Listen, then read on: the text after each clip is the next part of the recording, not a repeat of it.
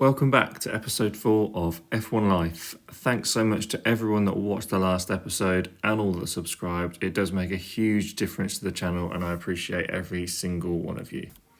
What a race we have just had and what a performance by Max Verstappen and Red Bull. They were in a class of their own all weekend. Martin Brundle summed it up perfectly, driver and car at one with each other and super comfortable.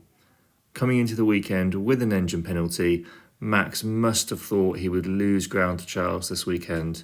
However, with various other teams also taking engine penalties, he found himself lining up in P16 after bagging pole position. And then the show started. Max was overtaking roughly a car every lap and caught his teammate up on lap 12. He did get on the radio to his team, asking them to get Perez out of the way. He then subsequently overtook him on the next lap, showing the pace he has in that car. With tyres that had a fairly high level of degradation, Max started to quickly catch Carlos out in front. Ferrari then pulled the undercut, which didn't work too well, with Carlos getting caught behind Daniel Ricciardo in the McLaren for a few corners. Red Bull and Max then opted to extend the stint for a few more laps.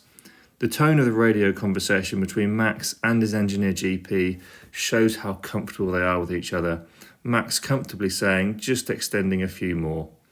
After pitting, Max came out behind Carlos, closed the gap and breezed past the Ferrari. And that's mission complete for Red Bull and Max. He then finishes the race around 16 seconds clear of his teammate in P2. Now onto Ferrari, who did improve slightly this weekend with their strategy calls, calling Carlos Sainz in early and attempting the undercut. Didn't work out too well for them, however the car was generally lacking pace all weekend. They opted for a higher downforce setup to try and gain some time in that second sector of the track.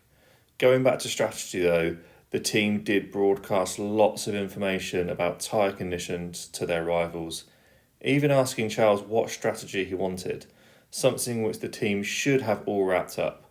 All the information available to them, and they then asked the driver to make a call on strategy.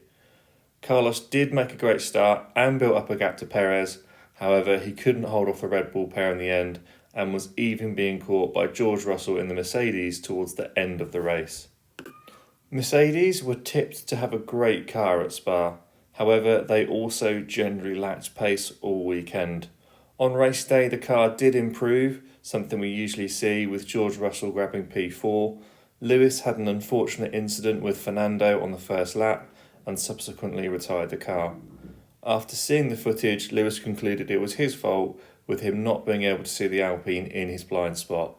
Mercedes still have work to do on the car, and it looks like they may not be able to win a race this season. We also saw some great action from other drivers, notably Alex Albon, who had a fantastic qualifying and then went on to secure P10 in the race.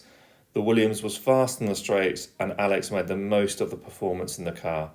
Fernando Alonso also showing he's still got it in the Alpine, making moves throughout the race and securing P5, even fighting with Charles Leclerc on that final lap after Ferrari pulled him in early to try and grab the fastest lap. Sebastian Vettel had a great day at Spa. With a flying start off the line, he unfortunately lost out to Ocon whilst battling with Gasly and admitting he made a little mistake there. However, on the whole, a good day out for Vettel and Aston Martin with a P8 finish. That's a wrap for this episode. Thanks for listening and please do consider subscribing.